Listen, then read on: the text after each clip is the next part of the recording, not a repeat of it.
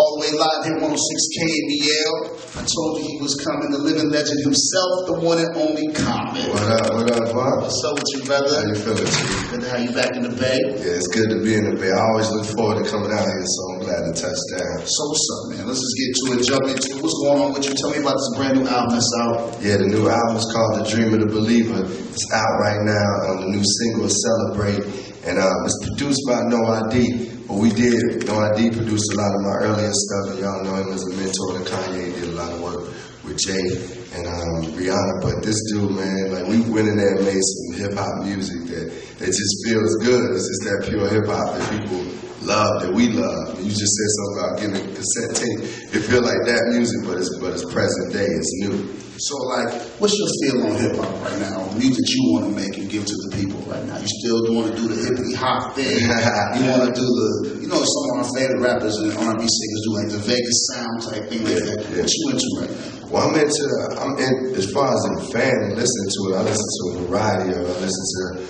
to the Kanye's, I listen to the Kendrick Lamar's, I check out, you know, whether it's Big Sean and then I can check out a Big Crit, you know what I mean, and ASAP Rocky. I mess with all that, just different types of hip hop. But you know, what I want to create is a hip hop that has that spirit of the '90s and the, you know, the early hip hop, but it still feels new. That's what I'm on. Like I can't, you know, I don't want to take it back, but I just want to have that energy. And I think that's what we created with the music we did on The Dream of the Believer.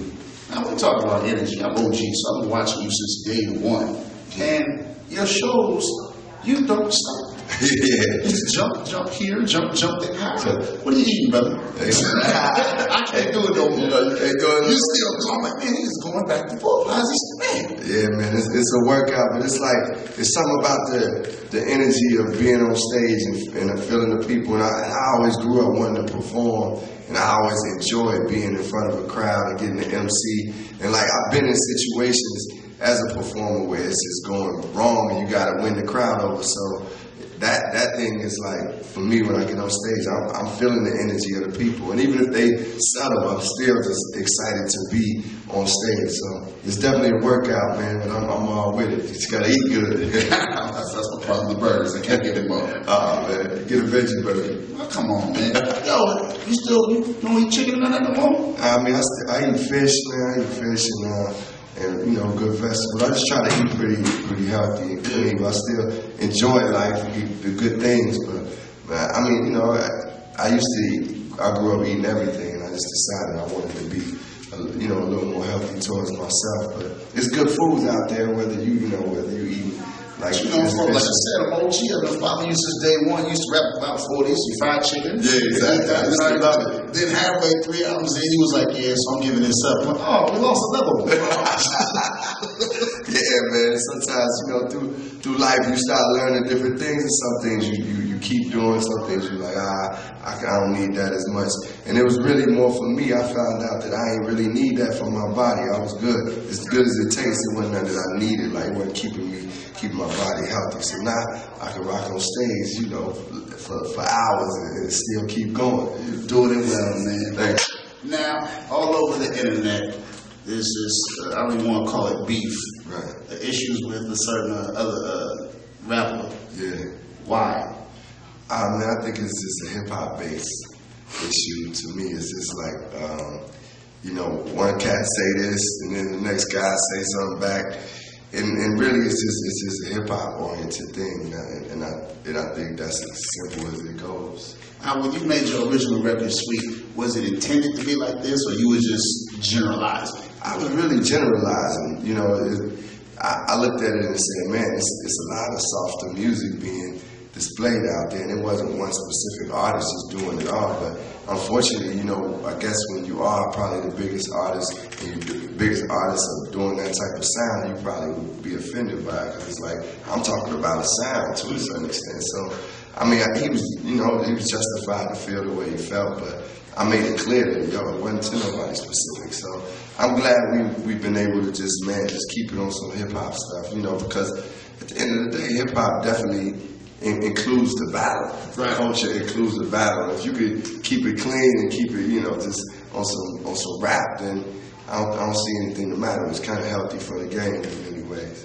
Honestly, when it started to pop off? Did you feel like, man, let me take this pen out like the old school and really go back at it? Like, you know, the spirit of competition. Oh man, for sure. Like I felt like, especially when somebody is addressing you, or you know what I'm saying, some little things, you're like, oh man, I gotta, you know, I'm ready to go in. Like, it definitely gives you some inspiration to put fire it put fire to you. So I got charged out for that, man. And but to me, like, I get excited when I hear somebody that ain't rapping about me and they saying something dope. I'm like, oh man, I gotta come with something. Like when I hear a Ye or hear Wayne kicking off some of those similes and metaphors he be saying, I'm like, oh, I gotta go right. You know, I love that. Yeah, I see what's going on. We're coming in the building, still on since KMEL, the movie career. What's next, man? Man, I just left Sundance because I have a film that's in the competition there. Got selected for Sundance. It's called Love. It's starring myself and a young kid named Michael Rainey Jr., Danny Glover. Shout out to Danny Glover because he live in this area. And also Dennis Haysbert, Michael K. Williams from The Wire, and Boardwalk Empire, and a lot of other great actors. But anyway, I filmed this. It's the first movie I star in and produce. I'm a producer on it too, so it's selected at Sundance. We real charged about that. I also just did a movie called Palm with Forrest Whitaker and Michael Chiklis from The Shield and Ray Liotta. And then I'm working on this movie now called Now You See Me, and that's starring this guy Jesse Eisenberg, who's in Social Network, Isla Fisher, Morgan Freeman and Michael Caine, Mark Ruffalo, a lot of great actors. And yeah, that's what I'm doing. Those are some of the main project movie-wise that I'm doing. What you love more, the music or you love the movie thing? Which one, like, your heart's really in more right now?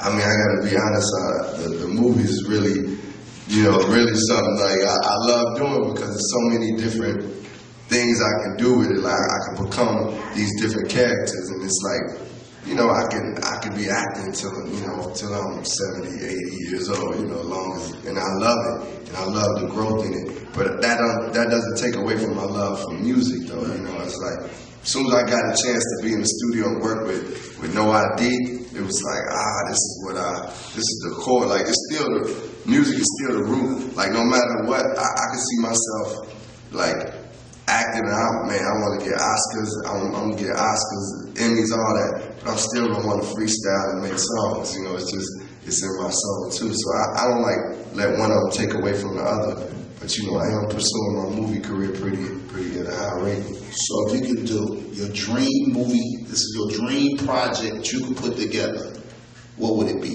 What would be Common's dream movie?